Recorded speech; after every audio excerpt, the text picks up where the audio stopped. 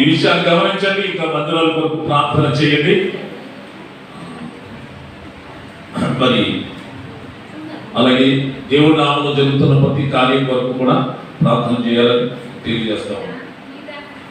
సరే, మరొకసారి ప్రభు పేద వందనాలు. కొద్ది నిమిషాలు మనం దేవుని వాక్యాన్ని వింటాం. దేవుని వాక్యమే మన హృదయాలను కట్టాలి. దేవుని వాక్యమే మనల్ని పరిశుద్ధపరచాలి. దేవుని వాక్యం ఆత్మకు ఆహారం. అదమైన ఆత్మలో ఎదగాలి, ఆత్మలో ఫలించాలి, ఆత్మలో వృద్ధి చెందాలి అంటే ఎందులో ఉండాలి? మన వాక్యములో ఎదగాలి. అపోస్తలులు చిక్కని మాట చెప్పారు. ఏమని? ఎవరైతే బాప్తిజం పొందుతారో, బాప్తిజం పొందిన వాళ్ళు ఏం చేయాలని చెప్పాడు? అపోస్తలుల బాధలను, పరిశుద్ధుల సహవాసములను, రొట్టె విరుచుట యందును, ప్రార్థన చేయుట యందును ఎడతెగకుండాలట. కనుక మనల్ని నిలబెట్టేది ఏంటి? బాధ. దేవుని స్తోత్రం చెప్పండి. బాధ బాధ మనం నేర్చుకోవాలన్న. సరే, మంచిది. దేవుని వాక్యం ఊరికే చెప్పేది కాదు.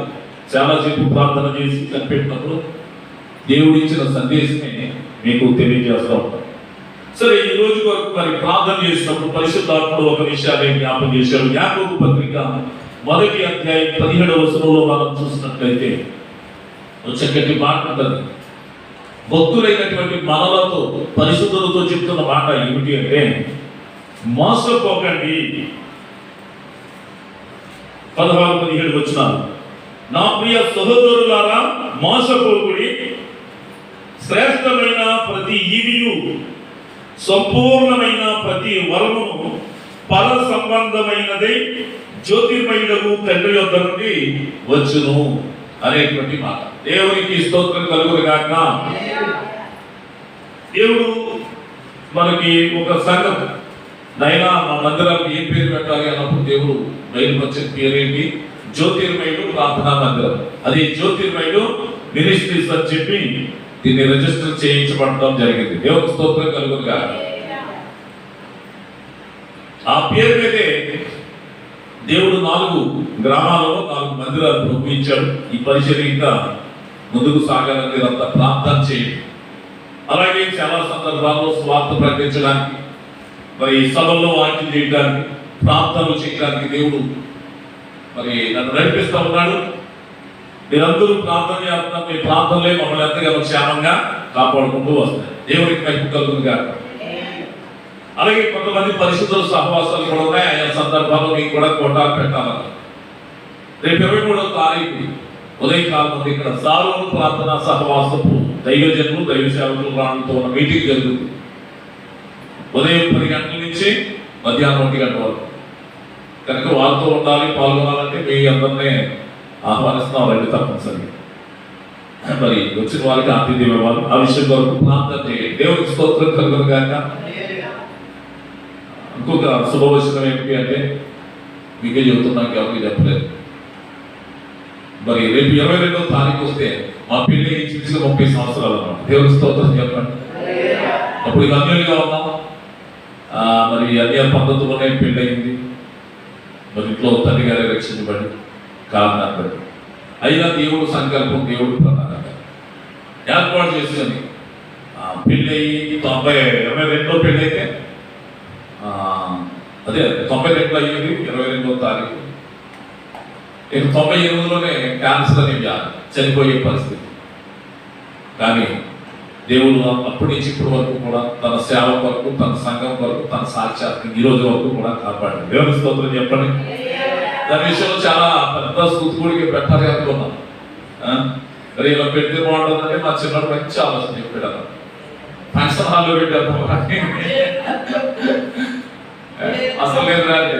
కనుక ఈ మధ్యకాలంలో మరి దేవుడు 2017 నుంచి మందిరాలు కట్టడం, స్థలాలు కట్టడం ఇవన్నీ జరిగినాయి. చాలా అప్పులు ఉన్నాయి. దేవుడు కృప బట్టి కొద్దిగా దేవుడు ఇచ్చిన దాంతో తీరిగా తీర్చుకుంటూ వచ్చాము. దేవుడు మాకు అత్యధిక ఇచ్చే ఆదాయం ఏంటంటే సంఘ బిడ్డలు ఇచ్చే కానుకలతో పాటు ఒక పిల్లలందరికీ పెన్షన్ వస్తున్నారు. వాళ్ళు చిన్న కార్డు ఉన్నారు, పలికిలు మరి గవర్నమెంట్ వాళ్ళు ఇచ్చి దాన్నే పొదుపు చేసి దాన్నే ఖర్చు పెట్టకుండా తినకుండా చాలా జాగ్రత్తగా ఖర్చు పెట్టి అన్ని చేయడం జరిగింది. అప్పుడు తీరుకుంటూ వచ్చినాయి. మరి మందిరాలు కట్టే మైసీట్లు కొన్నాం, ఇవన్నీ కూడా సేవ అంటారు. అందులో మీరు ఇచ్చే భాగాలు ఉన్నాయి, ఎంత కూడా సేవ కొరకే పెట్టుబడతాం. బయటలో చూస్తే పిల్లలు కరెంట్ పోతే ఇన్వర్టర్ కొనమంటారు, బట్టపోతే కానీ ఆమె వాషింగ్ మెషిన్ కొనమంటారు, బయటలో 2 మంచాలు దాంట్లోనే పడుకుంటారు, దాంట్లో పడుకుంటే బాగా చెప్తారు. ఎన్ని ఇబ్బందులు ఉన్నాయి.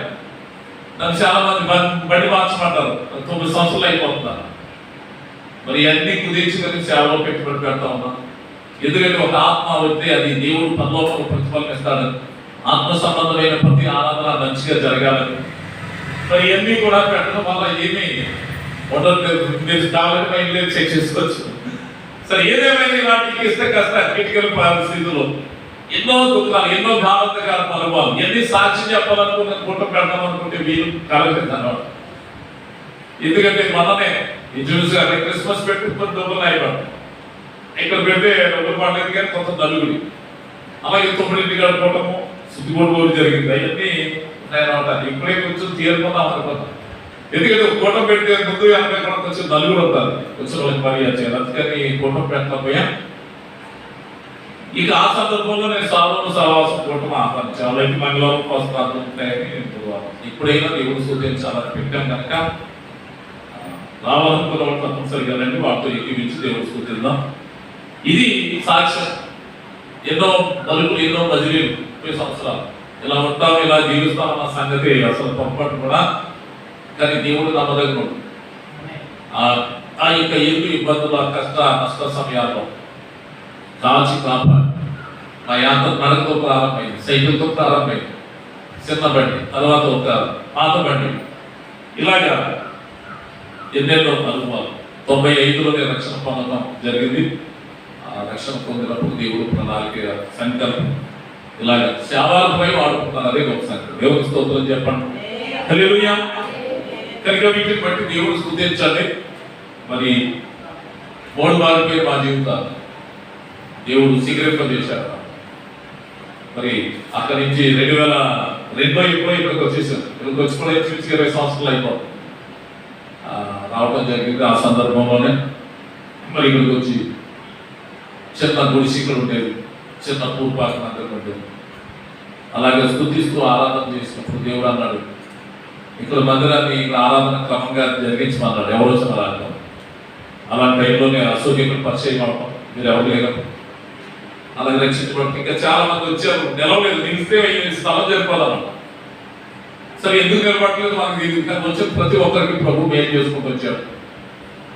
నిలబడకపోవడం అనేది ఆలోచన. కానీ దేవుడు ఎందుకున్నాడు, ఏర్పాటు చేసుకున్నాడు, ప్రార్థనకు జవాబిస్తాడని ఎన్నో రుజువులు బలపరుచుకుంటూ పొద్దున కార్యాలు బట్టి ముందుకు సాగిపోతూ ఉన్నాం. దేవునికి మహిమ కలుగుగాక. అయితే ఆసక్తైనా ఉంది దేని వరకు, భూమి మీద ఏదో సంపాదించుకోవాలని కాదు. ఆ ఆశలన్నీ తగ్గట్టుకుంటూ వచ్చాడు ప్రభు. పరిశుద్ధాత్మను పొందిన తర్వాత భూమి మీద, లోకం మీద ఆశలు కానీ, పేర్లు కానీ ఏదో గొప్పగా కనబడుతున్నది ఏమీ లేదు. దేవుడు మెచ్చుకునే బ్రతుకు సాధన మాత్రమే ముందుకు సాగుతున్నాం. దేవుడు ఆశించిన సేవ చేయాలి, దేవుడు ఆశించిన ఆత్మను రక్షించాలనే ఆశ దృష్టి మాత్రమే ఉంటుంది. వేరొక ఆశ మాత్రం ఏం లేదు. దేవుడు అవసరాలు తీరుస్తున్నాడు, చాలు. దేవుని స్తోత్రం. ఈ విషయాలన్నింటిని బట్టి దేవుడు స్తుతించండి. మరి బెస్ట్రీ ఆశలటువంటి మరి ముందు అలాంటి కార్యక్రమాలు తెలియదు కదా. ఏమో అంచనాలు లేకపోతే ఏదో చెప్తారు మాట్లాడు. దేవుడికి మహిమ కలుగుగాక. హల్లెలూయా. సరే, ఎందుకు ఇక్కడే ప్రభు జ్ఞాపం చేశారు ఈ విషయాన్ని బట్టి స్తుతించి వీళ్ళైతే బుధవారం రండి తప్పనిసరిగా ఈ దేవుడిని కలిసి స్తుతిద్దాం. సరే, ఈరోజు వాక్యం ఏంటి అంటే 10 నిమిషాలు చెబుతాను. ఇక్కడ శ్రేష్టమైన ప్రతి ఈవి, సంపూర్ణమైన ప్రతి వరము పర సంబంధమైనదై జ్యోతిర్మయులకు తండ్రి యొద్ద నుండే వచ్చును అన్నమాట. బిడ్డలారా, విన్నారా? ఈవులు అంటే ఏమిటి, వరములు అంటే ఏమిటో మీరు గుర్తించాలి. ఈవులు అంటే భూ సంబంధంగా మనుషులకి ఇచ్చే ఈవులు. భర్తకి భార్య ఒక ఈవైతే భార్యకి భర్త ఒక ఈవి. పిల్లలు దేవుడు ఇచ్చిన ఈవులు. అలాగే ఒక ఇల్లు కానీ, ఒక వ్యాపారం కానీ, ఒక ఉద్యోగం కానీ, ఒక వాహనం కానీ అన్నీ కూడా ఈవులు. ఈవులను కూడా దేవుడు ఎవరు ఇస్తాడు? శ్రేష్టమైన ఈవులను ఇస్తాడు. తర్వాత వరములు అంటే సంపూర్ణమైన వరములు, అవన్నీ కూడా పరలోక సంబంధమైనవి. నేను రాత్రంతా ప్రార్థన చేసుకుని కూడా ప్రార్థన చేస్తాను. దేవుడు అంటాడు పరలోక సంబంధమైన ప్రతి ఆశీర్వాదం వరకు చెప్పమన్నాడు అన్నమాట. భూమి మీద ఆశీర్వాదాలు ఉన్నాయి, పరలోక ఆశీర్వాదాలు ఉన్నాయి. నేను చెప్పాను కదా, ఈవులు అంటే ఇవి. చాలా మంది ఈవుల వరకే అడుగుతున్నారు కానీ వరాల గురించి అడగట్లేదు. కృపా వరాలు నానా విధాలని లేఖనాలు చెబుతున్నాయి. సరే, ఈరోజు మనం నేర్చుకునేది ఏంటంటే దేవుడిచ్చేది ఏదైనా చాలా శ్రేష్టంగా ఉంటుంది. దేవుడి స్తోత్రం చెప్పండి. హల్లెలూయా. కనుక మనకి ఇచ్చేవన్నీ కూడా దేవుడే ఇవ్వాలి. దేవుడు లేకుండా సంపాదించుకునే వాళ్ళు ఉంటారు, కానీ దేవుడు లేకుండా సంపాదించుకునే అంత సక్సెస్ గా మన ఇష్టంతో మన కోరికతో సంపాదించుకుంటే. అందుకని పరిశుద్ధులైన వాళ్ళు, భక్తులైన వాళ్ళు ఇప్పుడు కూడా దేవుడి చిత్తానికి ప్రాధాన్యత ఇచ్చారు, కానీ ఎక్కడ కూడా సొంత ఇష్టాన్ని నెరవేర్చుకోవడానికి చేయలేదు. సరే, ఈరోజు దేవుడి వాక్యం అంతా చెప్తుంది ఏంటంటే సంపూర్ణమైన ప్రతి వరము కూడా ఎక్కడి నుంచి వస్తుందంట? పరలోక సంబంధమైన వరములు అంటారు. దేవుడి స్తోత్రం చెప్పండి. కనుక మీరు పొందుకున్న రక్షణ కూడా ఒక వరమే. దేవుడి స్తోత్రం చెప్పండి. మీరు పొందుకున్న పరిశుద్ధాత్మ కూడా ఒక వరమే కదా. మీరు పొందిన ఈ మందిరం కూడా మనకి ఒక వరమే. ఈ కరెంట్ ఒక వరం, ఈ మైక్ ఒక వరం. దేవుడి బిడ్డ ఇలా ఘనమైన రీతిలో ప్రభువుని ఆరాధించడం ఇవన్నీ కూడా దేవుడిచ్చే వరములు అన్నమాట. ఇవన్నీ కూడా భూమి మీద మనుషులు అనుకుంటే జరిగేవి కాదు, మనుషులు ఆలోచిస్తే వచ్చేది. దేవుడు మందిరం చాలా మంది కట్టాలనుకుంటారు, కానీ వాళ్ళ వల్ల అవుతుంది. దేవుడి స్తోత్రం చెప్పండి. సంఘాలు కూడా చాలా మంది కట్టాలనుకుంటారు, వాళ్ళ వల్ల. బైబిల్లో దావీదు మందిరం కట్టడం ఎంతమంది అనుకుని బోర్డు సొమ్ము వస్తు సామాగ్రి పోగు చేశాడు. ప్రభు అన్నట్టు కట్టడానికి వీలేదన్నాడు. కనుక ఈ రోజున ఇక్కడ నిజ దేవుడు, పరిశుద్ధుడు, ధనుడు, సృష్టికర్త అయిన దేవుడిని ఆరాధించడం ఒక గొప్ప వరం. ఇది దేవుడి స్తోత్రం చెప్పండి. ఆ రోజుల్లో ఈ ద్వారలో రోడ్లు లేవు. ఎవరి మందిరానికి వెళ్ళాలంటే చాలా ఇబ్బందులు ఉండేవి. మా అమ్మగారు చిన్న మందిరం ఆయన ఇలా ఆదాలు వెళ్తూ ఉంటే అక్కడ కొబ్బరి మామిడి తోట చిన్న పాకేసి ఎంతో స్థలం ఉంటుంది ఈ మందిరం అంతా, ఈ వేదిక అంతా. అక్కడ పాకేసి చాలా మంది వెళ్ళి అక్కడ శాంత చేరుతా పోతారు. అలాంటి స్థలం ఉంటే చాలా అయినా ఆమె ప్రార్థన దేవుడు ఆలకించి గణపరిచి ఈ రోజున ఇంత చక్కటి మందిరాన్ని ప్రభు ఇచ్చారు. దేవుడికి వైపు కలుగులు కాదు, ఎందుకంటే ఆశ కాదు దేవుడు బిడ్డ. ఇవన్నీ ఏ వరాలి? భూసంబంధమైనవి కాదు. భూసంబంధమైన వరాలు కావాలంటే పొలాలు లేకపోతే ఇటువంటి పొందుకోవాలి, కానీ ఇది పర సంబంధమైనది అని ఉంటుంది. దేవుడి స్తోత్రం చెప్పండి. సరే, ఇటువంటి వరములు ఎన్ని ఉన్నాయంటే 7 రకాల వరాలు ఉన్నాయి. కనుక నేను ఎన్ని ఉంటే మీకు చెప్తాను. 7 వివరించాలి. ఏ వరాలు అన్నది. సరే, మొట్టమొదటిగా మనం దావీదు గురించి ఒకసారి ఆలోచన చేస్తే దావీదు గొప్ప దైవజనుడు. దేవుడి స్తోత్రం చెప్పండి. చాలా మంది రాజులుగా ఉంటే యాజకులుగా లేదు. ఈ యాజకులుగా ఉన్నవాడు ప్రవక్తలుగా లేదు. దేవుడి స్తోత్రం. దావీదు రాజుగా ఉన్నాడు, దావీదు యాజకుడిగా ఉన్నాడు, దావీదు ప్రవక్తగా ఉన్నాడు. దేవుడి స్తోత్రం చెప్పండి. దావీదు దేవుడు కోరుకోకూడదు. తన తండ్రిని అడిగితే దావీదు తన తండ్రి ఎస్ఐ అయ్యా ఎస్ఐ గారు మీకు అంతమంది కొడుకులు అంటే 7 చూపించేవాడు అనమాట. దావీదుని అభిషేకించడానికి నా ఉత్తత్వం కనపడదు. దేవుడు అన్నాడు కోరుకోలేదు అని 7 గెట్టేస్తే దైవజనుడైన సమూయేలు గర్భాన్ని వచ్చింది. అయ్యా నీకు 7 నా కొడుకు ఉన్నాడంటే అప్పుడు చెప్తారు అన్నట్టు ఆకారు కొన్నాళ్ళు ఎవరి ఇంటికి వచ్చింది. వాడు కొంచెం నికృష్టుడు, వాడు పేరు చెప్పడానికి ఇష్టం లేనటువంటి వ్యక్తి. కానీ సమూయేలు ఏమంటాడంటే వాడిని పిలుస్తారా, అయ్యా వచ్చేదాకా చూద్దాం అంటే వాడు పిలుచుకొచ్చేటప్పటికి దేవుడు ఏమంటారంటే దావీదును చూడగానే నేను కోరుకున్న వాడిని ఇతడాను. దేవుడు గణపరుస్తాడు. దేవుడి స్తోత్రం చెప్పండి. హల్లెలూయా. లోకంలో ఎంతో మంది ఉన్నారు, కానీ మనలో దేవుడు కోరుకున్నాడు బిడ్డ. అర్థమవుతుందా? రక్షణ పొందాలని, పరిశుద్ధులుగా జీవించాలని. లోకంలో కొద్దో గొప్ప శ్రమలు, సోదరులు, కష్టాలు వాటన్నిటి కూడా నిజ దేవుడు నమ్ముతూ ఆరాధన చేస్తూ ఆయన ప్రకటిస్తూ ఆయన సాక్షులుగా ఎవరున్నారో ఆయన ఒంటరిగా ఉన్నా మనలను కోరుకున్నాడు. దేవుడికి స్తోత్రం. అర్థమైందా? ఎవరు కోరుకున్నారు? దేవుడు మనల్ని కోరుకున్నాడు. ఓ ప్రెసిడెంట్ గారు గుర్తించి మిమ్మల్ని కౌరప్పే ఎంతో ఫీల్ అవుతారు. పంచాయతీలతో వదలంటే ఓ ఎమ్మెల్యే గారు మిమ్మల్ని గుర్తించి కౌరు పెడితే ఈ నియోజకవర్గం నన్నే పిలిచాడు. మరి దేవుడు నిన్ను పిలుస్తున్నాడు, దేవుడు నిన్ను కోరుకున్నాడు అంటే నీకు సంతోషం లేదా? ఈ రోజు రక్షించబడ్డావు, ఈ రోజు నీ స్థలంలో ఉన్నావంటే దేవుని కోరిక, దేవుని వరమును నువ్వు పొందుకున్నావు. దేవునికి స్తోత్రం. సరే, ఎంత గొప్ప దావీదు జీవితంలో బిడ్డల ఎక్కడికి వెళ్ళినా విజయమే తప్ప ఎక్కడ కూడా ఓడిపోయి వెనకొచ్చిన సందర్భం తను చేసిన యుద్ధాలు ఎక్కడ కూడా కనబడదు. దావీదు ఎంతో గొప్ప అభిషేకం పొందాడు. దావీదు ఇశ్రాయేలీయుల మీద నిందలు తొలగించాడు. దేవుని బిడ్డలారా, ఇటు దావీదు శత్రువులను కూడా మేలు చేసేవాడు అన్నమాట. ఇలాంటి దావీదు, ఇన్ని అర్హతలు కలిగిన దావీదు రోజుకు వచ్చేటప్పటికి అతను 3 సార్లు ప్రార్థన చేసేవాడట. 7 సార్లు దేవుణ్ణి స్తుతించేవాడట. రాత్రి జామున దేవుడు బిడ్డ ఈ ధర్మశాస్త్ర వాక్యాన్ని ధ్యానం చేసేవాడట. దేవా, నీ ఆలోచనలో, నీ తలపులు ఎంత గంభీరంలో అని వాటిని నేను ధ్యానం చేస్తుంటే తనకంటే క్రొవ్వు మెదడు దొరికినంత సంతృప్తిగా ఉండేదట. దేవుని స్తోత్రం చెప్పండి. ఎన్ని దావీదు అనుభవాలు, ఇన్ని అనుభవాలు కలిగిన తెలివైనడో తెలియలేనడో చెప్పాలి. దావీదు తెలివైనడా? తెలివైన వాడు, దైవ ప్రత్యక్షత కలిగిన వాడు, ఏది విలువైందో గుర్తించడం. దేవుని స్తోత్రం. ఈ రోజున మనుషులు ఏది విలువైందో తెలియలేదట. మీకు ఒక విషయం చెప్పనా? ఒక రోజు ఒక సూపర్ మార్కెట్ లో పోతే వెళ్తాను. సూపర్ మార్కెట్ లో దీని రేట్ ఎంత అని రాసి ఉంచుతారు. దాన్ని బట్టి నేను తెచ్చుకోవడం లేకపోతే వచ్చేది. సరే, ఈ కోతి ఏం చేసిందంటే ఆ రేట్ అన్ని, ఆ విలువలన్నీ కూడా తారుమారు చేసినారు. ఏంటో తెలుసా? ఒక టీవీ 4,000 అనుకో, అది పట్టుకొచ్చి సీపర్ కట్ట కట్టింది. ఈ సీపర్ కట్ట 150 రూపాయలు అనుకో, ఇది అట్టుకెళ్ళి టీవీకి. తెల్లారి షాప్లోకి వెళ్ళిన వాళ్ళందరూ ఆశ్చర్యపోతారట.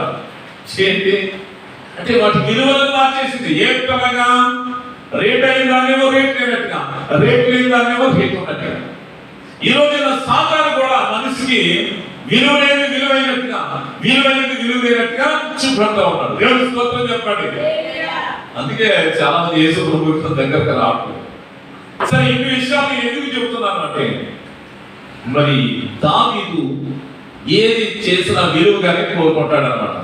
అన్న విషయం మీకు ఇంత మట్టుకు నేను చెప్పడం జరిగింది. సరే, ఇప్పుడు దావీదు గురించి అంతగా ఎందుకు చెప్పారయ్యా అని మీరు అడిగినట్లయితే, కీర్తనల గ్రంథము 27వ అధ్యాయము ఈ 4వ వచనంలో మీరు చూసినట్లయితే, నేను దేవుని యొక్క ఒక వరమును అడిగి తిని చెప్పాలి. చదవాలి పిల్లలు, చదవాలి, గట్టిగా చదవాలి. యెహోవా యొక్క ఒక వరమును అడిగి తిని దానిని నేను వెతుకుచున్నాను. యెహోవా యొక్క ఒక వరమును అడిగి తిని బిడ్డలారా, దానిని నేను వెతుకుచున్నాను. ఎవరు అడుగుతుంది మాట? మీరు ఆ కీర్తన పై భాగంలో చూస్తే అది దావీదు కీర్తన ఉంది. యెహోవా యొక్క నేను ఒక వరమును అడిగి తిని దానిని నేను వెతుకుచున్నాను అని అడుగుతున్నాను. దేవుడి స్తోత్రం చెప్పండి. దేవుడు అంటేనే వరాలు ఇచ్చేవాడు. దేవుడి స్తోత్రం. వరములు ఇచ్చేవాడు మన దేవుడు. ఏమిస్తాడంట? వరములు. ఏ వరములు అన్నా నేను? ఆత్మ సంబంధమైన వరములు, పరలోక సంబంధమైన వరములు. అర్థమవుతుందా? ఇప్పుడు మనం ధ్యానించే వాక్యం పరలోక సంబంధమైన దేవుడి దగ్గర నుంచి వచ్చింది. మనుషులు కల్పించి రాసిన సినిమాలు కాదు, కవిత్వాలు కాదు, పాటలు కాదు, నవలలు కాదు. దేవునికి స్తోత్రం. ఈ వాక్యం మన బ్రతుకులను, మన రూటును మారుస్తా ఉంది. ఈ వాక్యం లేకపోతే నేను అంత దుర్మార్గంలో దుష్టులో నాకు తెలుసు. దేవునికి స్తోత్రం. దేవుడు మార్చుకుంటూ వచ్చాడు. దేవుని బిడ్డ ఆశలన్నీ చంపుకుంటూ వచ్చాడు బిడ్డ. సరే, ఈ వాక్యంలో ఏమడుగుతున్నాడు దావీదు? నేను యెహోవా యొక్క ఒక వరము. మీకు సంగతి చెప్తాను పిల్లలు జాగ్రత్తగా. మనోళ్ళు చాలా సార్లు పక్కడు ఏం చేస్తారు చేయడానికి ఇష్టపడతా ఉంటారు. అది కూడా ఏదైనా వ్యాపారం అయితేనే ఇలా వేసుకున్నప్పుడు అంతే మాత్రం పక్కుంటున్నారు. ఇందులో పోటీ ఉండదు, ఇందులో ఎవడో రాడు. ఒకడు ఏదో వ్యాపారం చేసుకుని చక్కగా 4 డబ్బులు సంపాదించుకుంటాడు అనుకో, మనోడు కూడా ఏం చేస్తాను, ఆడు చేసిందే నేను చేస్తానని అది చేస్తాను. కాబట్టి అదే చేయకపోతే దేవుడిని అడిగితే అనుకోడు ఏదో ఇస్తాడు కదా, ఇస్తాడే కూడా పోటీ అన్నమాట, ఇమిటేషన్. ఆడేం చేస్తే నేను అది చేయాలి, ఆడేది కొంటే నేను అది కావాలి, ఆడు ఎలా ఉంటే నేను అలా ఉండాలనే పోటీ ఉంటుంది. వరములు అంటే చెబుతున్నాను. ఒకవేళ ఎలాంటి వాళ్ళు ఇద్దరు దేవుడి దగ్గర వరాలు పొందడానికి తపస్సు చేయడం మొదలు పెట్టారు. ఏం చేస్తున్నారు చెప్పండి? మన భాషలో ప్రార్థన చేస్తే ఆ భాషలో తపస్సు అంటారు.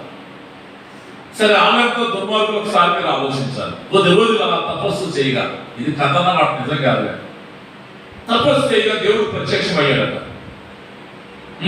ఈడు తపస్సు చేయడానికి వెళ్తే ఈడు వెళ్ళిన రోజులకి ఆడు కూడా ఇంటి పక్కకు వెళ్తాను. సరే, ఈడేమడుగుతాడు ఆడేమడుగుతాడు, వీళ్ళిద్దరికి పోటీ అన్నమాట. తపస్సు చేయడానికి వెళ్తే ఈ మొదటోడికి దేవుడు ప్రత్యక్షం అయ్యాడంట. వెళ్ళారంటారా? ఓ భర్త, నీవు చేసిన తపస్సుకు నేను ముగ్గురున ఇచ్చాను, నీకేం కావాలో వరం కోరుకున్నాడు. ఏమన్నాడు వీడు? నాదో కన్ను తీసే ప్రభువా, నాదో కాలు తీసేది ఆయన, నాదో చేతి తీసేది ఆయన అన్నాడు. ఆ దేవుడు తదాస్తు అని వెళ్ళిపోయాడు. ఇప్పుడు తర్వాత పక్కడు కూడా తప్పు చేస్తాడు కదా, నాడు కూడా దేవుడు ప్రత్యక్షం అవుతాడు కదా, ఆడి కూడా ఈ దేవుడే ప్రత్యక్షం. ఇప్పుడు వాడికి వివేకం ఉండాలి కదా, ఈడు వివేకం ఎంతో, ఈడు తీరులతో ఆ తీరులతో లెక్కేసుకోండి. ఆడేమన్నాడు తెలుసా?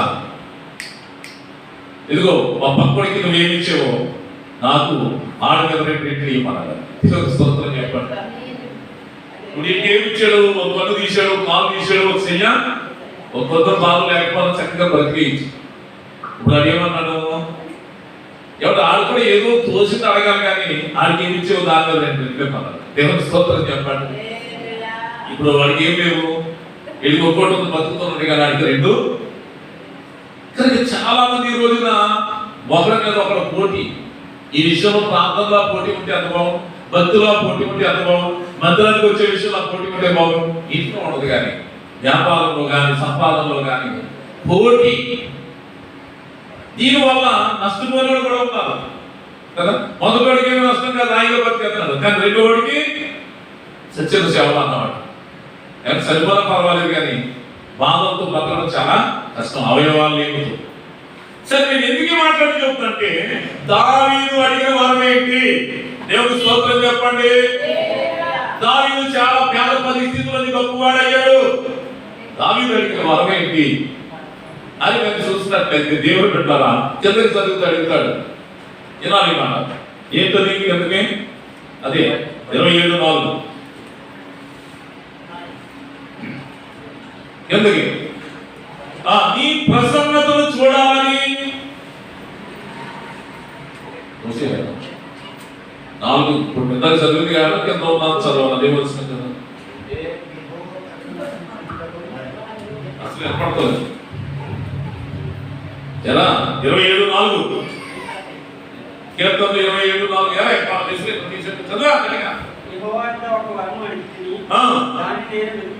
వెతుకుచున్నాను. యెహోవా ప్రసన్నతను చూచుటకును ఆయన ఆలయములో ధ్యానించుటకును నా జీవితకాలం అంతయు నేను యెహోవా మందిరములో నివసింపగోరుచున్నాను. దేవునికి స్తోత్రం. దావీదు దేవుని అడిగే వరం ఏంటి? అమ్మా ఏంటి? ఎంత సింపుల్ అనుకుంటారు. ఏంటయ్యా అంటే, దావీదానికి ఏం వరం కావాలి? దావీదు వరం అడుగుతున్నాడు అంటే, దేవుడు ఏం వరం? వరాలన్నీ ఎక్కడి నుంచి వస్తాయన్నా? పద సంబంధమైన శ్రేష్టమైనవి అన్నావు. దావీదు అడిగే వరం ఏంటి? నీ ప్రసన్నత నేను చూచుటకును, నీ సన్నిధిలో ధ్యానించుటకును, నా జీవితకాలం అంతా నీ మందిరంలో ఉండటానికే నాకు వరం అంటున్నాడు. దేవుని స్తోత్రం చెప్పండి. హల్లెలూయా. ఏ వరం అడిగారు చెప్పండి? ఈ వరం వల్ల ఏమైనా ప్రయోజనం ఉంటుందంటారా? చెప్పాలి. కాబట్టి దావీదు పొందిన ప్రతి ప్రయోజనం కూడా ఇక్కడే ఉంది. దేవుని స్తోత్రం.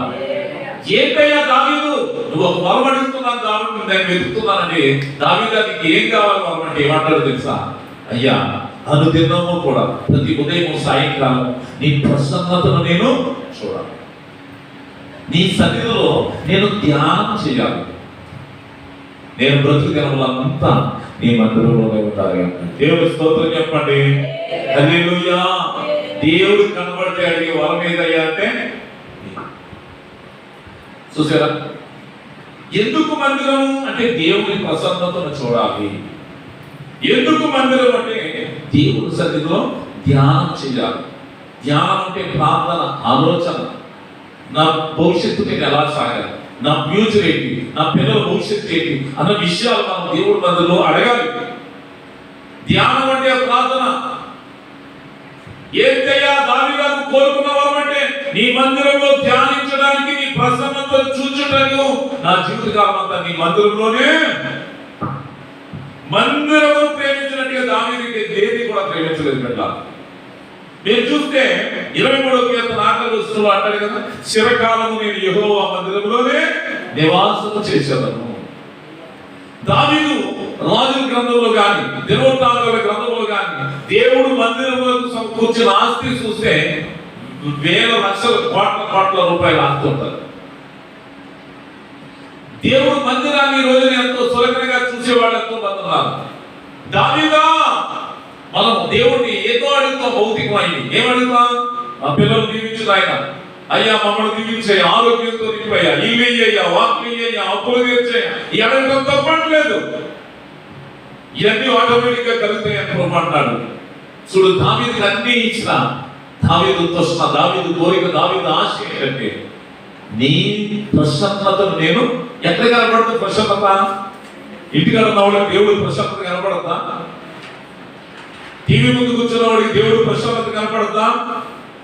దేవుడు ప్రసన్నత దేవుడి సన్నిధిలోనే కనపడదు. దేవుడి సన్నిధి ఎందుకయ్యా అంటే ధ్యానం చేయాలి. ధ్యానం చేసినప్పుడు మనం ఎలా నడాలో ఆ విషయాలు బయటపడతాయి బిడ్డ. ధ్యానము ఎక్కడ చేయాలంటే దేవుడి మందిరంలోనే ధ్యానము చేయాలి. బైబిల్లో మనం చూస్తే ఆసాఫ్ అనే భక్తుడు ఉంటాడు 73వ కీర్తనలో. అతనికంటే ఒక దృశ్యం కనిపించిందట మాత్రంలో. ఏంటో తెలుసా? ప్రార్థన చేసినవాడు, నీతిగా ఉన్నవాడు, యథార్థంగా ఉన్నవాడు ఇబ్బందులు పడుతూ అప్పులు పాలవుతూ కొంచెం తిప్పలు పడతా ఉన్నారట. భక్తిహీనులు, బలహీనులు, తాగుపోతాడు, తిరిగిపోతాడు, తిప్పిపోతాడు, సమృద్ధి అయిన దీవెనలు ఆశీర్వాదాలతో ఉన్నారట. స్తోత్రం చెప్పండి. ఇవన్నీ చూస్తే మనవాడికి ఏమొచ్చింది? పిచ్చెక్కిపోయింది అన్నమాట. ఏంటి? యేసుదేవుడు కన్నులు ఉన్నవాడు కదా, యేసుదేవుడు చెవులు ఉన్నవాడు కదా, అన్ని చూస్తానంటాడు కదా. భక్తులుగా భక్తి చేస్తూ ప్రార్థన చేస్తూ యథార్థంగా ఉంటూ ఇంత ఇబ్బందులు పడుతున్నామే, ఇన్ని కష్టాలు పడుతున్నామే, అవసరాలు తీరట్లేదే, అప్పులు తీరట్లేదే, ఒకదాని తర్వాత ఒకటి శ్రమలు వచ్చి పడతా ఉన్నాయే, ఏంటి ప్రభువా అసలు నీకు ఆలోచన ఉందా అన్నట్టుగా అనుకున్నాడట. చాలా మంది వాళ్ళకి వచ్చిన తిక్క సమస్యలు ఏం చేస్తారు? పెద్దల దగ్గర కొంతమంది జ్ఞానం ఉంటే పెద్దల దగ్గర ఆలోచిస్తారు. జ్ఞానం లేని వాళ్ళు మాంత్రికుల దగ్గరకో శక్తి దగ్గరకో వెళ్తారు. దేవుడి స్తోత్రం చెప్పండి. దేవుడి కల్లా ఎక్కడికి వెళ్ళాలి? కార్యం చేయాలన్నా దేవుడు మందిరంలో దైవజనులతోటే పరిశుద్ధులతోటే చేయాలి. అంతేనా? మోతాలతో మంత్రికలతో ప్రేమలతో మనం చేయకూడదు. దేవుడి స్తోత్రం చెప్పండి. ఎందుకు చేయకూడదు అంటే ఒకప్పుడు అపవిత్రతలో మనం ఒకప్పుడు అలాంటి కార్యాలు చేసి ఇప్పుడు యేసు రక్తంలో పరిశుద్ధపరచబడ్డాక కార్యాలు మనము చేయకూడదు. మరి మనం ఏం చేస్తే ప్రతిదీ కూడా ప్రార్థన ద్వారా పవిత్రపరచబడుతుంది. దేవుని వాక్యం వల్ల ప్రార్థన వల్లది పవిత్రపరచబడుతుంది.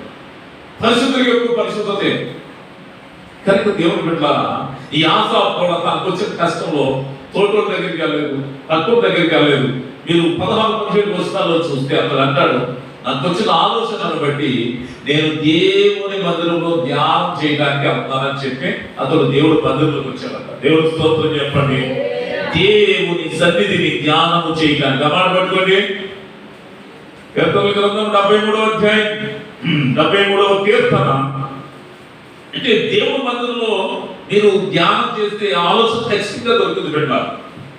చూడండి ఏంటి అంటే ఈ విషయాలన్నీ అతను మనసులో పెట్టుకొని 16-17 వచనం, అయినను దీనిని తెలుసుకోవాలని ఆలోచించినప్పుడు నేను దేవుని పరిశుద్ధ స్థలములోనికి పోయి వారి అంతమును గూర్చి ధ్యానించు వరకు ఆ సంగతి నాకు ఆయాసకరంగా ఉంది. అంటే తనకు వచ్చిన సమస్యలు, తనకు వచ్చిన కష్టంలో, తనకు వచ్చిన శ్రమలో, తనకు వచ్చిన ఫస్ట్ మార్పు ఎక్కడికి వచ్చాడు అతను? దేవుని సన్నిధిలోకి వచ్చాడు. ఎందుకు వచ్చాడు? ధ్యానం చేయడానికి. దావీదు వరం అడుగుతున్నాడు ఏంటి? అయ్యా, నేను నిత్యం నీ సన్నిధిలో ధ్యానించడానికి, నీ ప్రసన్నతను చూడటానికి నాకు ఒక వరం. చూడండి, ఇక్కడ కూడా ఇప్పుడు ఇతనికి వచ్చిన శ్రమలో కష్టాలు ఎవరి దగ్గరికి వెళ్ళాడు? పక్కన దగ్గరికి వెళ్ళదు, ఏమిటంటే సీనియర్ దగ్గరికి వెళ్ళదు, బుద్ధిహీనుల దగ్గరికి వెళ్ళదు. ఎక్కడికి వచ్చాడంటే దేవుని మందిరంలో, దేవుని సన్నిధిలో ధ్యానం చేయడానికి వచ్చాడట. ధ్యానం చేసి ప్రార్థన చేస్తూ, నాయన వాళ్ళకి మాకు ఉన్న తేడా ఏంటి? వాళ్ళు చూస్తే సుఖం అనిపిస్తున్నారు, వాళ్ళు చూస్తే చక్కగా ఉంటుంది, ప్రజలు కూడా ఉంటున్నారు, చేయండి అనేక మంది అవుతున్నారు, అది చూస్తే వంటరోళం అయిపోయాం, మా పక్షం ఉన్నవాడు ఎవరు లేదు, అది చూస్తే దినదినము బాధ, రోజు శ్రమే, రోజు కష్టమే. ఏంటి వాళ్ళకి మాకు ఉన్న తేడా? ఏంటి వాళ్ళకి మాకు ఉన్న తేడా? భక్తి వల్ల వచ్చే లాభం ఏమి కనబడతలేదే. బైబిల్లో భక్తులు ఆత్మ చెప్పావు కదా, ఏంటి నాయన అని అలా ప్రార్థన చేస్తూ ధ్యానం చేస్తా ఉంటాడట. ధ్యానం చేస్తామంటే వీళ్ళందరూ ఎక్కడున్నారో ప్రభు చూపెడతా ఉన్నాడు. 18వ వచనంలో చూస్తే, నిశ్చయముగా నీవు వారిని కాలుజారు చోటుని ఉంచున్నావు, వారు నశించినట్టు వారిని పడవేస్తున్నావు. దేవుని స్తోత్రం చెప్పండి. వీళ్ళందరూ ఎవరంట? భక్తిహీనులట. వీళ్ళరా చాలా సార్లు మన విధానం ఏంటో మనం గుర్తించుకోకుండా, మనకి దేవుడు ఇచ్చిన బలాలేంటో గుర్తించుకున్న, దేవుడు ఇచ్చిన రక్షణ ఏంటో విలువ తెలియకుండా వాళ్ళతో పోల్చిన వాళ్ళే ఏమని నిరాశపడ్డ సందర్భాలు ఎన్నో ఉన్నాయి. ఈ రోజు దేవుడు చెబుతున్నాడు, నిరాశపడద్దు, వారికి నీకు చాలా తేడా ఉంది. ఏంటో తెలుసా? వాళ్ళు దేవుడు నమ్మలేదు కనుక ఈ లోకంలో తింటూ, తాగుతూ, ఆనందిస్తూ, సంపాదించుకుంటూ, కొట్టు అమ్ముతూ ఉన్నారేమో కానీ వాళ్ళు ఎక్కడ ఉన్నారో తెలుసా? కాలు జారే చోట్లో ఉన్నారు. ఎలాగ కాలు జారిన వాళ్ళు కడముట్ట నశించే స్థితిలో ఉన్నారు. జాగ్రత్త పెట్టాలి. భక్తి ఎప్పుడు మోసం కాదు, దేవుడు ఎప్పుడు అన్యాయం చేయడు. తన సన్నిధిలో ప్రార్థన చేసిన ఎవరిని ఆయన ఎన్నడూ విడిచిపెట్టడు. కానీ విడిచిపెట్టినట్టుగా నీకున్న పరిస్థితులు అనిపించవచ్చు. కానీ ఇక్కడ అంటున్న మాట ఏంటంటే, కాలుజాలు క్షణమాత్రంలోనే వాళ్ళు పాడైపోతారు, మహాభయం చేత కడమట్ట నశించదరట. 20వ వచనం చూస్తే, మేలు కొనుని వాడు తాను కలను మర్చిపోయినట్టుగా వారు బ్రతుకైపోతాయి అని చెప్తాడు. ఈ లోపల ఆశాలు అనుకుంటాడట, మరి వాళ్ళు కాలు జారచ్చు అనుకుంటే మరి నేనెక్కడ ఉన్నాను బాగా చూసుకుంటాడట. దేవుని స్తోత్రం చెప్పండి. ఈయన ఎక్కడ ఉన్నాడు? 23వ వచనంలో, నేను ఎల్లప్పుడూ నీ వద్ద ఉన్నాను, నా కుడి చెయ్యి నేను నన్ను పట్టుకొని ఉన్నాను. దేవుని స్తోత్రం చెప్పండి. ఈ సంగతి అంతా ఎక్కడికి వస్తే తెలిసింది విషయం? భక్తిహీన దగ్గరికి మీరు ఏంటి, మీరు ఎలా పెరిగిపోతారు, మేము ఎలా తరిగిపోతాం అన్నాడా? చుట్టాల దగ్గరికి వెళ్ళాడా? మాతృల దగ్గరికి వెళ్ళాడా? మంచి రోజులు చెడ్డదినాలు చెప్పి వాళ్ళ ఏం చేస్తే బాగుపడతానని చెప్పి వాళ్ళ దగ్గరికి వెళ్ళాడా? దేవుడు మందిరంలోకి వచ్చి ధ్యానం చేస్తా ఉన్నాడు. దేవుడు సన్నిధిలో ధ్యానం చేస్తాడు. ప్రభు వాళ్ళకి మాకున్న తేడా ఏంటి? వాళ్ళు కడపట నశిస్తారు, కాలు జారే చోట్ల ఉన్నారు. అందుకే నువ్వు భక్తి చేయాలి. నేనెక్కడున్నానంటే ఎల్లప్పుడు దేవుడు ఆశాకు దగ్గర ఉన్నాడట. ఆశాకు చెయ్య దేవుడు పట్టుకున్నాడట. దేవుడు స్తోత్రం చెప్పండి. ఎంతనే అంటాడన్నమాట. ఇక సంతోషించి పాట పాడుతూ రోజు ఆకాశం అందులో కొట్టి నాకు ఈ లోపం ఉంది. దేవుడు స్తోత్రం చెప్పండి. ఈ లోకంలో ఏది వద్దు ప్రభు, ఈ లోపం బ్రతికేది కొద్ది కాదు. ఈ లోకంలో ఏది కష్టం వచ్చినా పర్వాలేదు, నష్టం వచ్చినా పర్లేదు, నీ ఉంటే నాకు సాగేసయ్యా పాట పాడుతున్నాను. దేవుడి స్తోత్రం చెప్పండి. ఈ సంగతి ఎక్కడికి వస్తే తెలిసింది? దేవుని సన్నిధిలో ధ్యానం చేసినప్పుడు మాత్రమే ఈ సంగతి తెలిసింది. అర్థమైంది?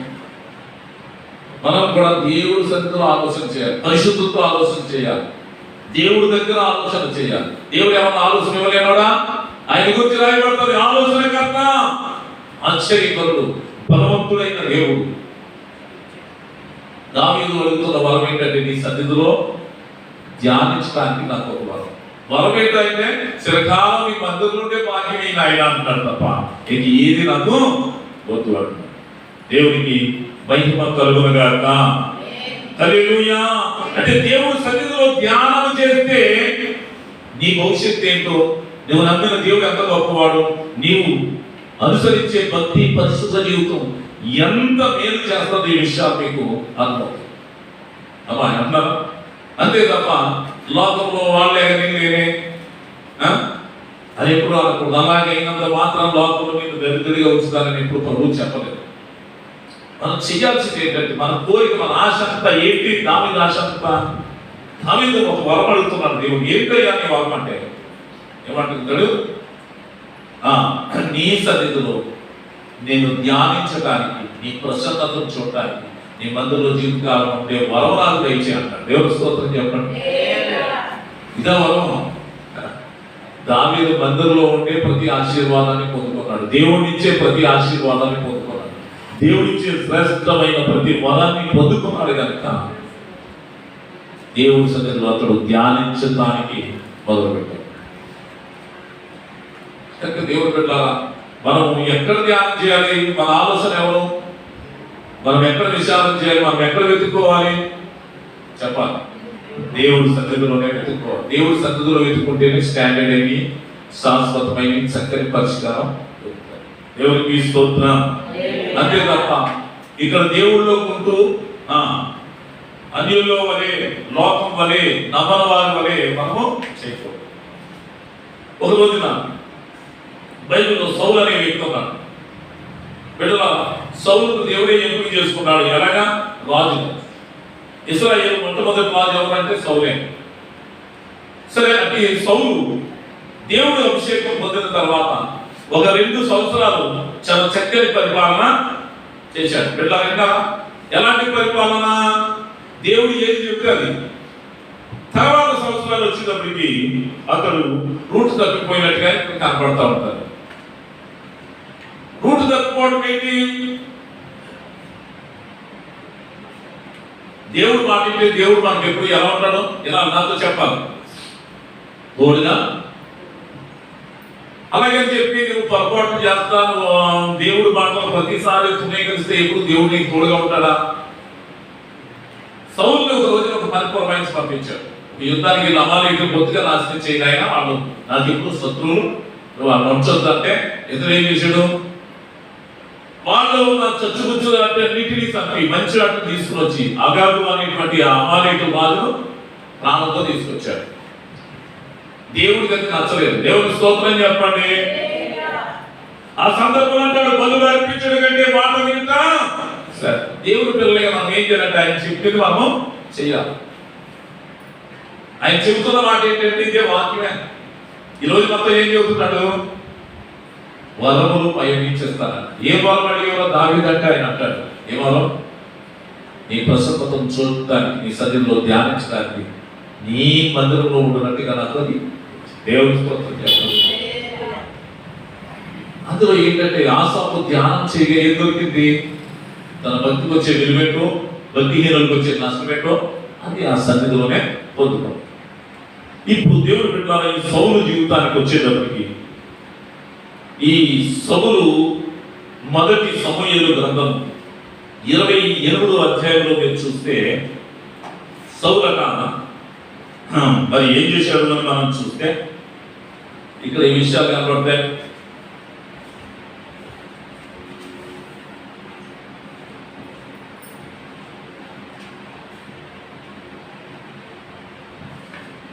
ఇరవై 28వ అధ్యాయం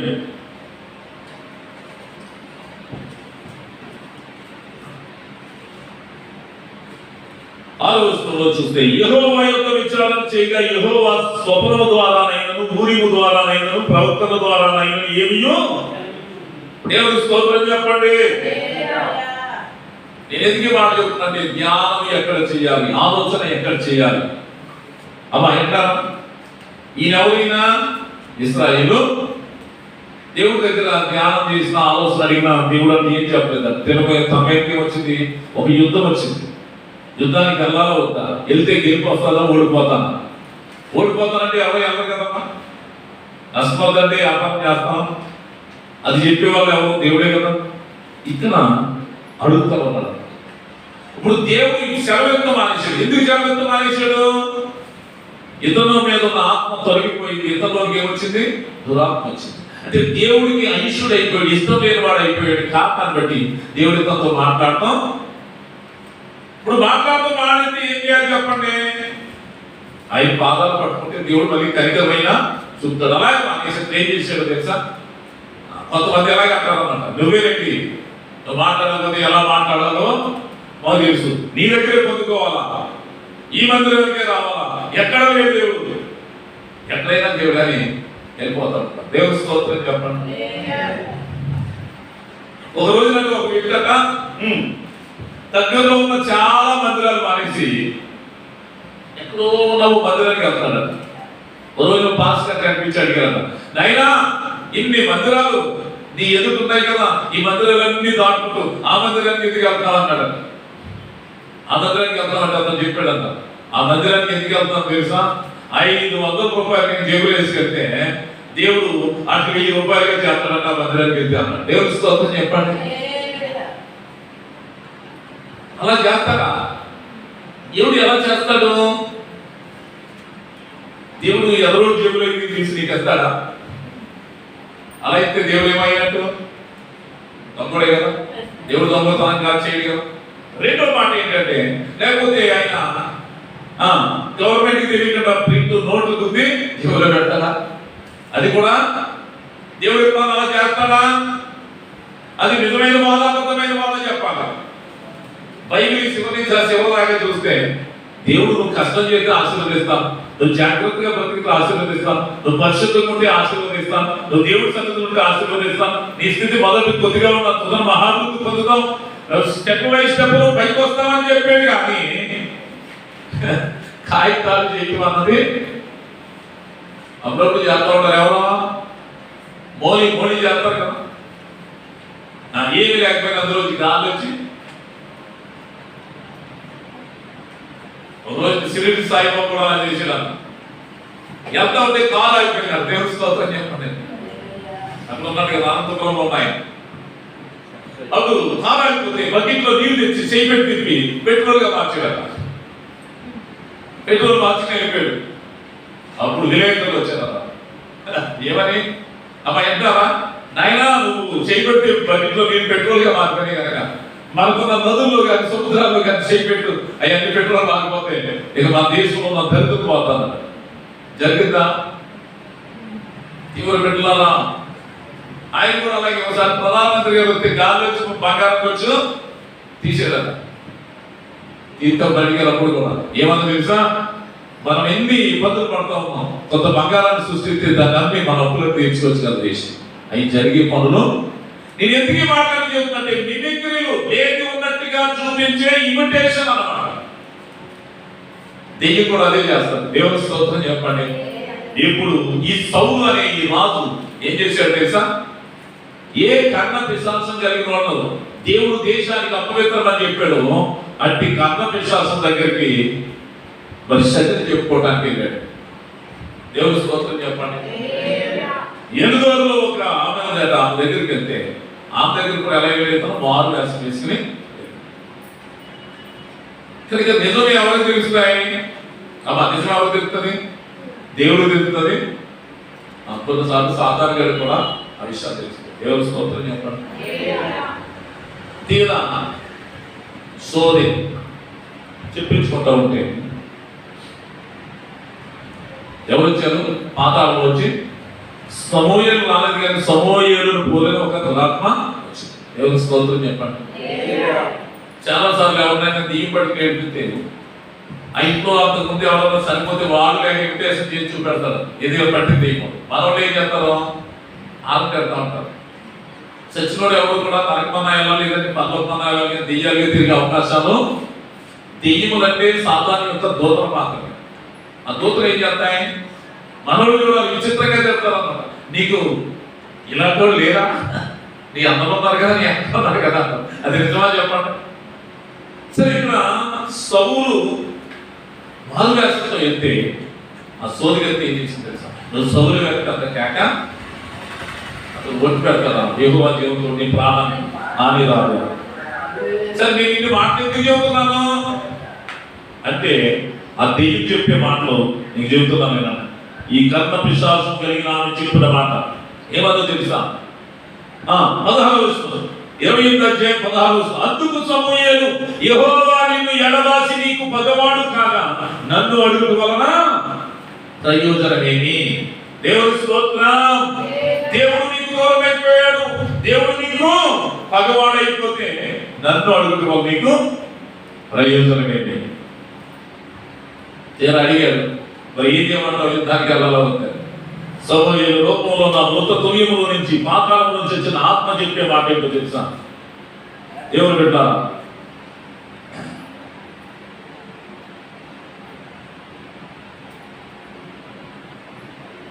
ఇక్కడ చూసినట్లయితే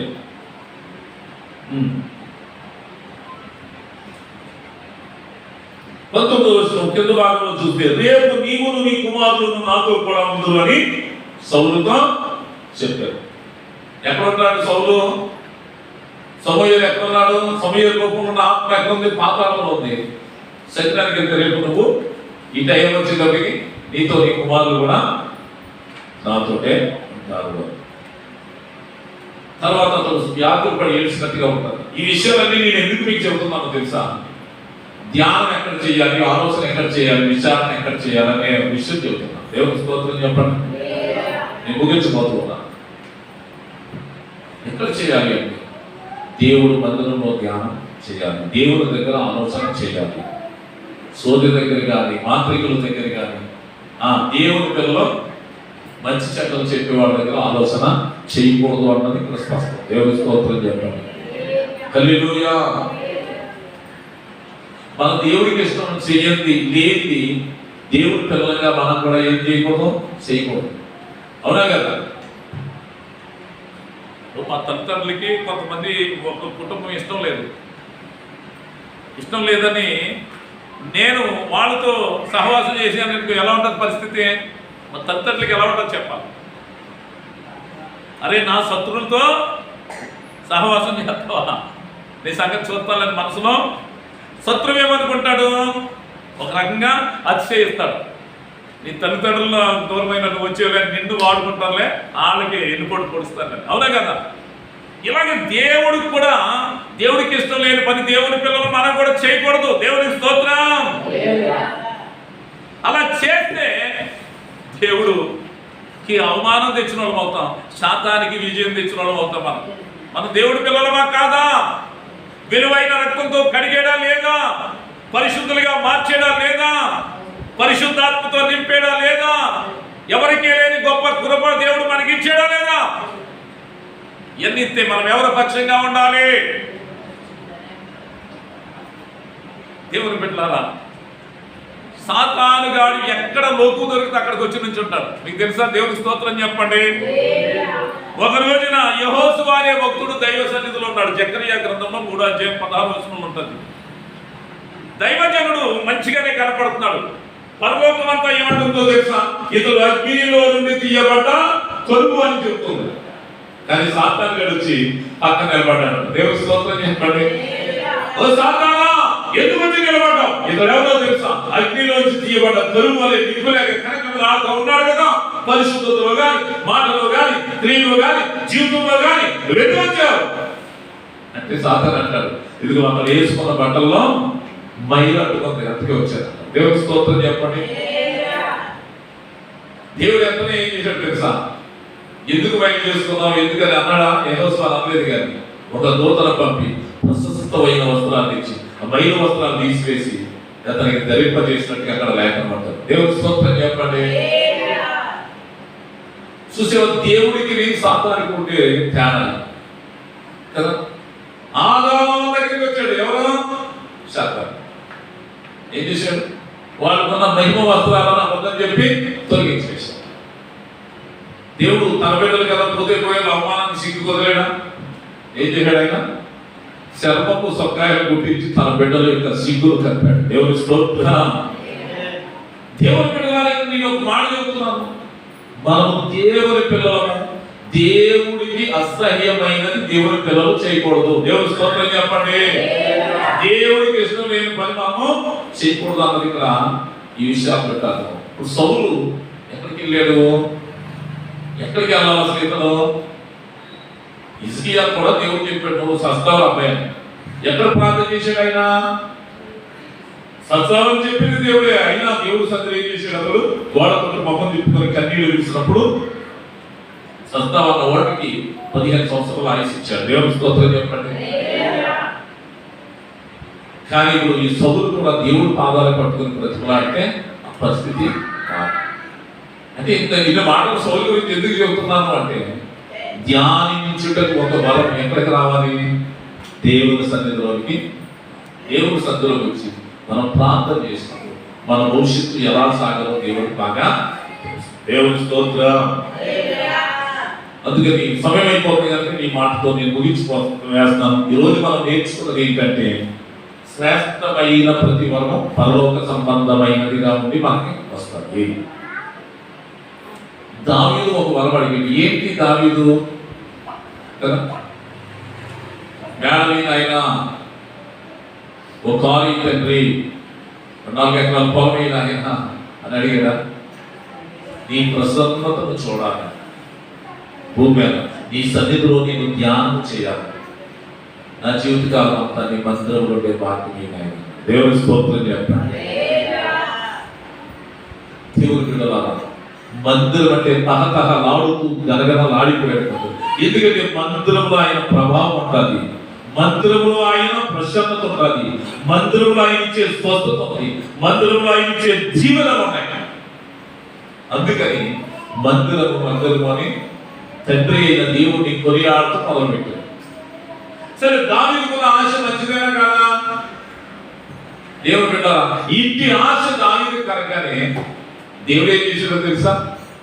దేవుడు, ఆ దేవాది దేవుడు దావీదు కొడుకుగా పుట్టడానికి ఇష్టపడ్డాడు. అందరూ చెప్పండి కూడా దేవుడు నామాన్ని మహిమపరుద్దాం.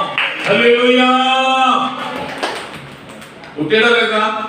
యేసు ప్రభువు భూలోకంలో సంచరిస్తూ ఉంటే ఏమని ఆజ్ఞాపించాడు? ఎరుకుంటాడు, దావీదు కుమారుడా. యేసయ్య బెత్సగే అనేటువంటి ప్రాంతంలో ఊరేగింపుగా వెళ్తూ ఉంటే ఏమని ఆజ్ఞాపించాడు? హోసన్నా హోసన్నా దావీదు కుమారునికి జయం అన్నారు. ఆశ ఉంటే ఆశ తీర్చగలిగే దేవుడు మన దేవుడు అంత గొప్పవాడండి. ప్రభువా, నీ మందిరం ఉంటే చాలయ్య, నీ మందిరంలోకి ధ్యానిస్తే చాలయ్య, నీ మందిరంలో బ్రతకడానికి ఒక వరముగా దయచేయమంటే దేవుడు ఏం చేశారు తెలుసా? నేనే నీ కొడుకుగా పడతాను బాబు అన్నాడు. దేవుని స్తోత్రం. ఎంత ఉన్నతమైన ఆశీర్వాదమో తెలుసా? దేవుని బిడ్డలారా, పరలోక సంబంధమైన వరములు ఎలా ఉంటాయి? భూమి మీద కాదు, అయినా ప్రభు భూమి మీద ఇస్తాడు. దేవుని స్తోత్రం చెప్పండి. లేనంత మాత్రం మనం బాధపడదు. ఏం జరుగుతుంది? దావీదుకి దేవుడు ఎంత కృపించాడంటే, సౌలు కొట్టివేసినట్టుగా నేను దావీదు కొట్టివేసి దావీదుకు శాశ్వతమైన కృపను. అంటే ఈ రోజున ఆత్మ సంబంధులుగా జీవించుతున్న మనకు అలాంటి ఆశీర్వాదం ప్రభుత్వం అదవుతుందా? ఎలాంటి ఆశీర్వాదం? పరిశుద్ధ గ్రంథంలో యేసుక్రీస్తు దావీదు కుమారుడని మనం ఆరాధించే సర్వశక్తి కలిగిన దేవుడు.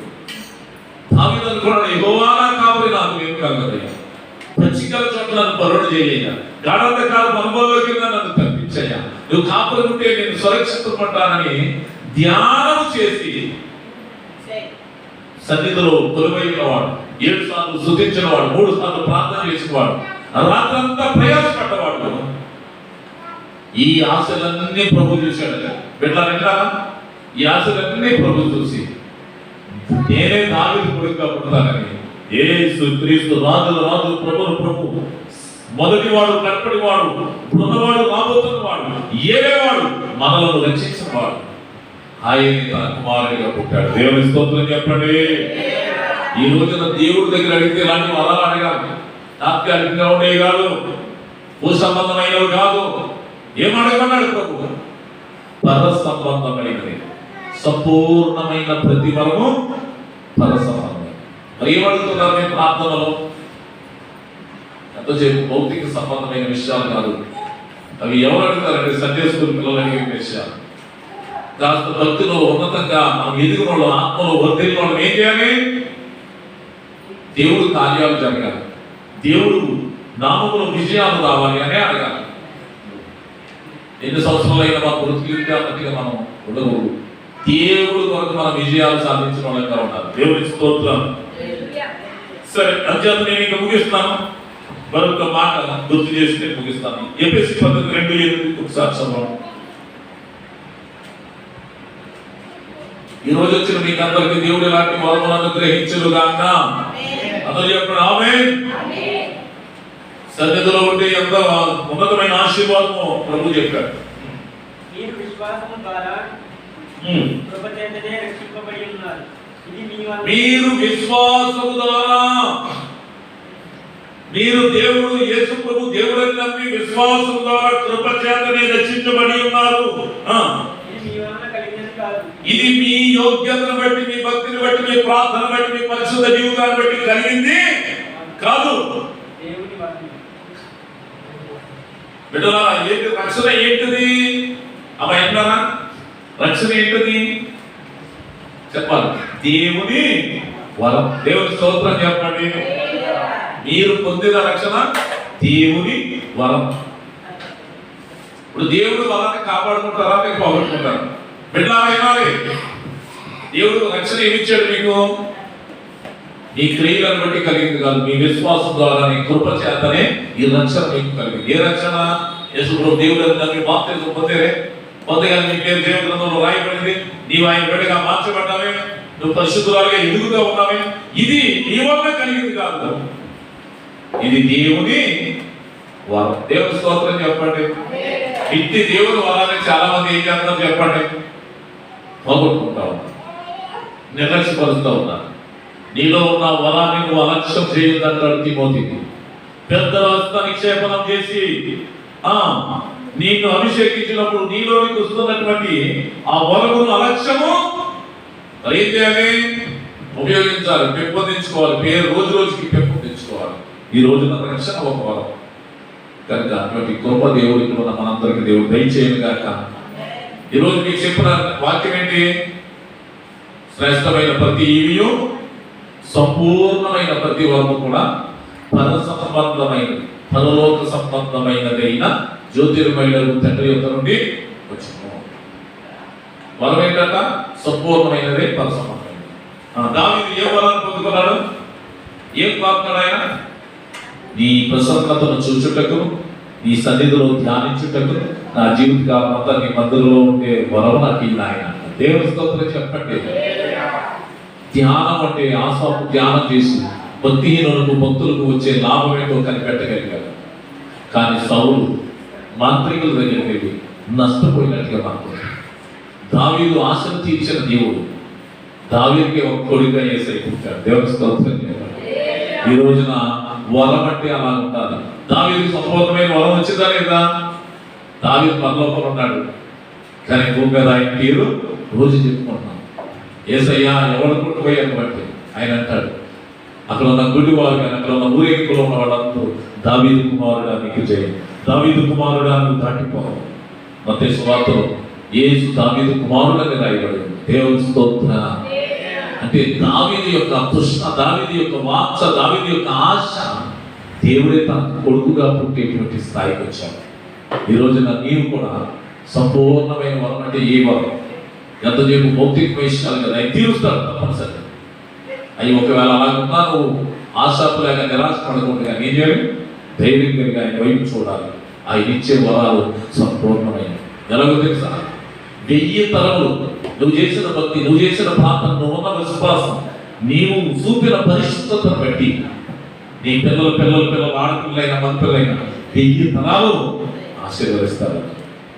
ఒకవేళ నువ్వే భక్తిహీనుడిగా, భక్తిహీనురాలుగా మారిపోతే ఇంతకుముందు నీ వాళ్ళు చేసిన భక్తిని బట్టి ఒక 4 తరాలు అది కొనసాగుతుంది. కానీ తర్వాత ఆ భక్తిహీనత మన మీదకి వస్తుంది. అది లేఖనాలు చెబుతుంది. అందరూ మోకరించి మనం దేవుని వరం ఎలాంటిది కోరుకోవాలి? అడిగి ఏది ఇచ్చినా దావీదుకి నిలబడదు అనుకున్నాడు. ఒకటి నీ ప్రసన్నత చూడాలి, నీ సన్నిధిలో ఉండాలి, ఇదే నా వరం అని చెప్పి ఆశపడి